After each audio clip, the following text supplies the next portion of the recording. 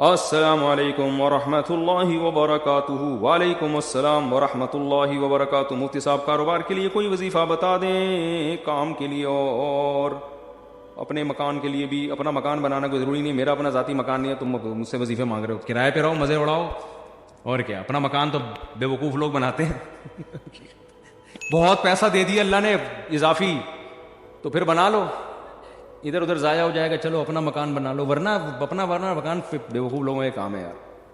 مجھے سب سے زیادہ ضرورت ہے اپنے مکان کی، کیونکہ میرے تو بچے بھی ماشاءاللہ ہول سیل کے حساب سے، اور گھر بھی، مجھے ضرورت نہیں، مسافر خانہ ہے یار۔ آپ کہہ سکتے ہو بچے کہاں جائیں گے، پھر آپ مر گئے تو یہ تو کرایہ کون تمہارا باپ دے گا؟ یہ کراچی میں تو ہر بات میں باپ کو لے آتے ہیں بیچ میں۔ تو بھائی اللہ نے اضافی پیسہ دیا تو کوئی پراپرٹی بنا کے چھوڑ جاؤ، وہ بیچ کے کر لیں گے کچھ۔ کہ مگر کرائے پہ رہنے کا جو مزہ ہے وہ اپنے مکان میں مزہ نہیں ہے۔ کرائے پہ رہنے کا مزہ ہے کہ واٹ لگاؤ اس کے مکان کی، حقیقت۔ اپنے مکان کا نلکا بھی ٹوٹتا ہے نا، غم ہوتا ہے۔ مالک مکان نے کروڑوں روپے لگا کے گھر بنایا، تم تھوڑا سا کرایہ دے کے اس میں انجوائے کرو، ٹھیک ہے نا۔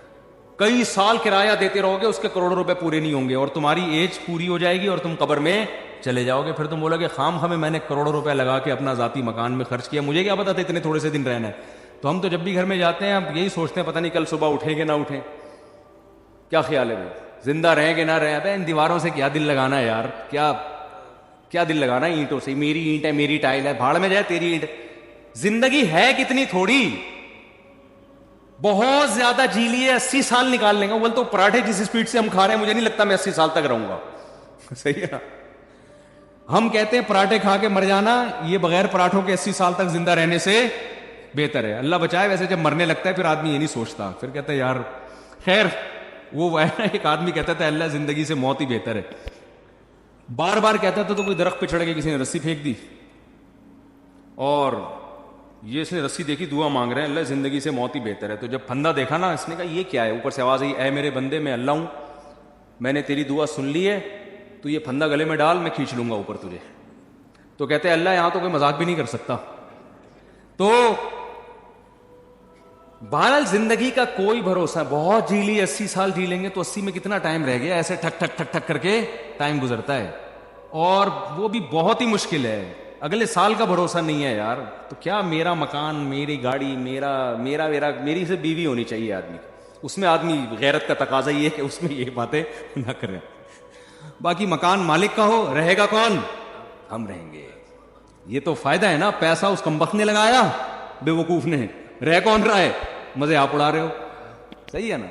اور کرایہ دار دیکھو مالک مکان کے گھر کی جو واٹ لگاتے ہیں، اس کا اپنا مزہ ہے، لگانی نہیں چاہیے لیکن وہ ساری ریپیئرنگ وہ کر رہا ہوتا ہے آخر میں۔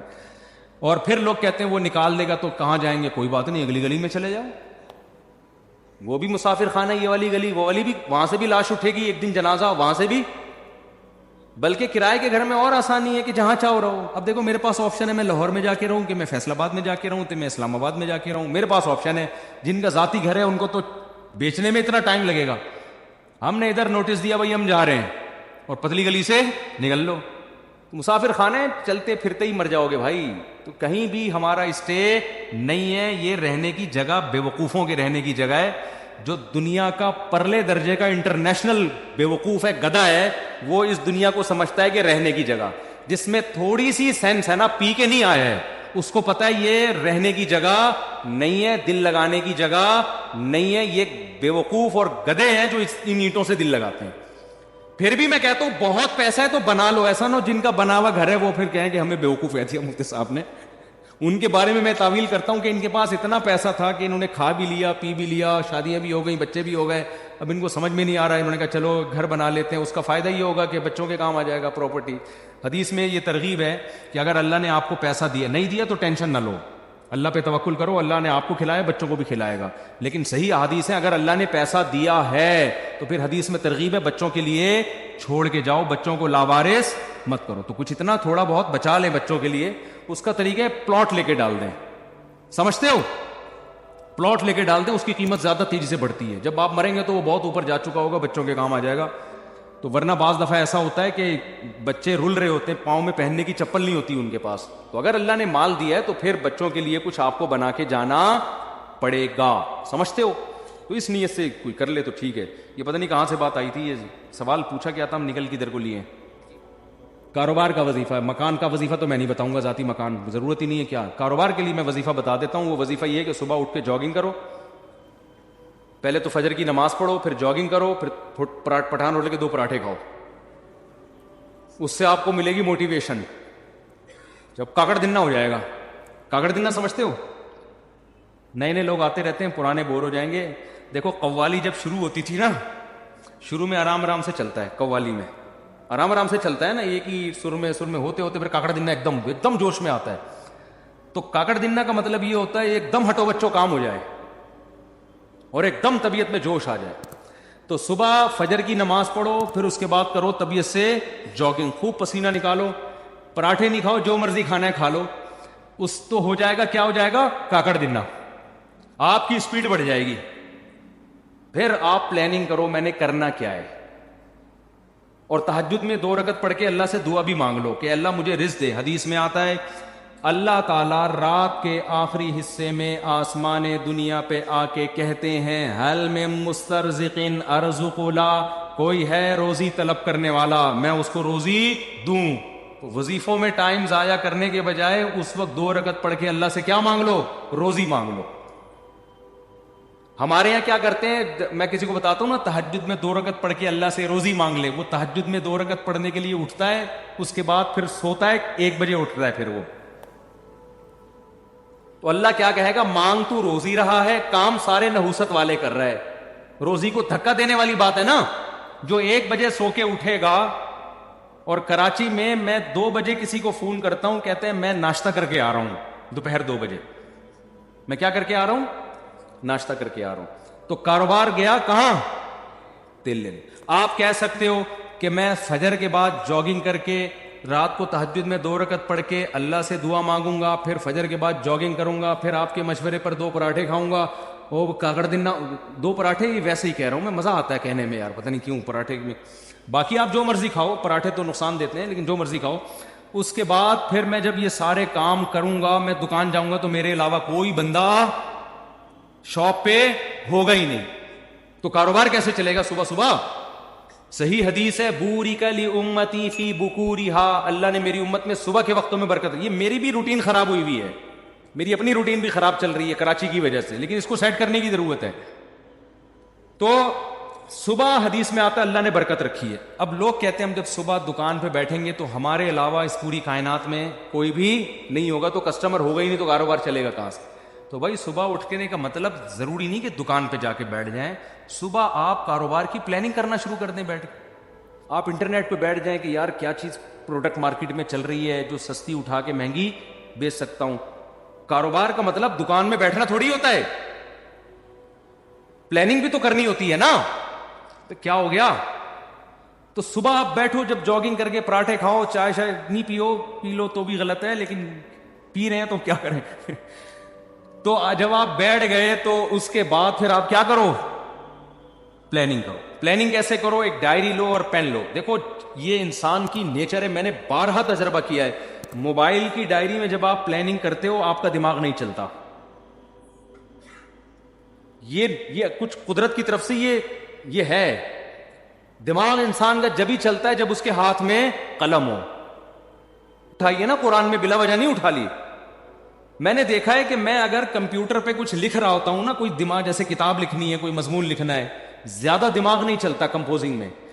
ادھر آپ نے پین اٹھایا اور ڈائری اٹھا کے لکھنا شروع کیا, دماغ چلنا شروع. پھر اس کو بے شک کمپوز کرا لو بعد میں.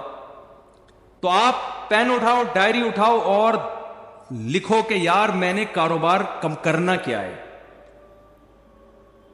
ہو سکتا ہے 6 ہفتے تک آپ سوچتے ہی رہو اور آپ کی سمجھ میں کچھ بھی نہ آئے. تو پھر آپ یہ سوچو کہ میں اپنی سمجھ میں لانے کے لیے کیا کرنا ہے پہلے میں نے, کہ میری سمجھ میں کچھ آئے.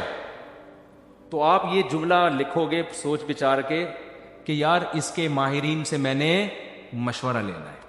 سمجھتے ہو میں نے کیا کرنا ہے؟ کباڑ کا کام ہے آپ کا, تو کباڑ کے ماہرین سے کیا کرنا ہے؟ مشورہ لینا ہے. وہ مشورہ دیں گے نہیں آپ کو. پاکستان میں ایسا ہوتا ہے کہ کسی کو کوئی بزنس آتا ہے تو مشورہ دے گا نہیں, دے گا تو غلط مشورہ دے گا. جب آپ اس کے پاس جاؤ گے کہ کاروبار چل ہی نہیں رہا, رو رہے ہیں یار ہم تو کچھ ہے ہی نہیں, حالانکہ کروڑوں روپے کما رہا ہوگا, اس کو یہ ہوگا کہ یہ بھی نہ شروع کر دے کہیں. تو پھر آپ نے یہ لائن کا اضافہ کرنا ہے کہ مشورہ نہیں لینا, اس کو کاروبار کرتے ہوئے میں نے دیکھنا ہے. تو شیر شاہ مارکیٹ میں جاؤ, دیکھو کباڑ والے کیا خریدنے ہیں, یہ سارا سروے کرنا ہے میں نے. یہ سب چیزیں ڈائری میں, جو چیز سمجھ میں نہیں آ رہی تو وہ سمجھ میں کیسے آئے گی اس کے لیے الفاظ لکھو. سمجھتے ہو؟ اس سے انشاءاللہ وہ جو آپ نے تہجد میں دعا مانگی تھی اس کے اثرات ظاہر ہونا شروع ہو جائیں گے. تو تمہارا باپ بھی کرو. پاکستان میں جس کو کاروبار نہیں کر رہا نا وہ دنیا کا بہت بڑا بیوقوف ہے. یہاں گورے آ کے کر رہے ہیں کاروبار. ایک گورا کراچی میں ہے, اس کا کبھی میں انٹرویو لوں گا انشاءاللہ, مسلمان ہوا ہے وہ. اس نے کہا ہے کہ کراچی جس کی آبادی کتنے کروڑ ہو گئی, 2.5-3 کروڑ, وہ تو گورنمنٹ غلط وہ بتاتی ہے, زیادہ آبادی ہے. 1-8 کروڑ تو ہمارے گھر کے افراد ہوں گے. تو اتنی آبادی ہے. مجھے ایسا لگتا ہے کراچی کی جو آبادی کو کاؤنٹ کیا, میرے بچے نکال کے کاؤنٹ کیے ہیں ان لوگوں نے, مجھے ایسا لگتا ہے. تو اتنی بڑی آبادی میں تو بھی اگر کسی کا بزنس, یورپ تو ترستا ہے ایسی آبادی کے لیے, سمجھتے ہو؟ گورے ترستے ہیں یار ہمیں ایسا کراؤڈ ملے کہیں ہم بزنس کریں. یہاں گورے آ کے کروڑ پتی بن گئے ہیں کراچی میں. تو کراچی میں اگر کسی کا کاروبار نہیں چل رہا ہے, اس کا مطلب وہ کاروبار کے علاوہ دنیا کا کوئی اور کام کر لے, وہ پھر کہیں بھی نہیں چل سکتا. میں نے صدر میں دیکھا گرمیوں میں ایک آدمی کولر لے کے بیٹھا ہوا ہے ٹھنڈے پانی کا, لاکھوں روپے کماتا ہے اس سے, کیونکہ صدر میں پانی چاہیے ہر آدمی کو. وہ کولر لے کے بیٹھا ہوا ہے, پلا رہا ہے, لے بھی پی لے, سارا دن 5 روپے کا پتہ نہیں 10 روپے کا گلاس بیچ کے اسی سے ٹھیک ٹھاک. گنے کے رس والوں نے پراپرٹیاں خرید لی ہیں یہاں پہ, گٹکے والے بحریہ ٹاؤن میں گھر لے رہے ہیں. جب آبادی زیادہ ہوتی ہے تو بزنس چھانگا مانگا کے جنگلات میں تھوڑی ہوگا, بزنس تو یہی ہوگا. سبزی منڈی میں جا کے دیکھو کیسے کروڑ پتی, ٹماٹر بیچ کے ارب پتی بن گئے ہیں. تو کراچی میں تو آپ نے مائنڈ استعمال کرنا ہے, کھوپڑی استعمال کرنی ہے تو کھوپڑی بھی استعمال کرو, اور رات کو بیٹھ کے تہجد میں اللہ سے 2 رکعت پڑھ کے دعا مانگو. صبح دوڑو, اس لیے میں کہہ رہا ہوں کہ اگر صبح دوڑے نہیں تو پھر کیا ہوگا کہ سستی میں پڑے ہی رہو گے. شیر شاہ کون جائے کباڑ میں جا کے, اور اگر گئے تو کمر میں درد, گھٹنے میں درد.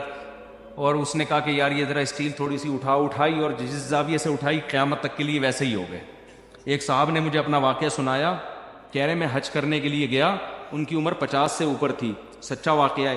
کہتے ہیں میں حج کرنے کے لیے گیا تو پہلے چکر میں رمل کرنا پڑتا ہے نا تھوڑا اکڑ کے, کہہ رہے میں نے یوں کیا تو میں یوں ہی ہو گیا, کیونکہ عادت ہی نہیں تھی ورزش کرنے کی, چلنے پھرنے کی.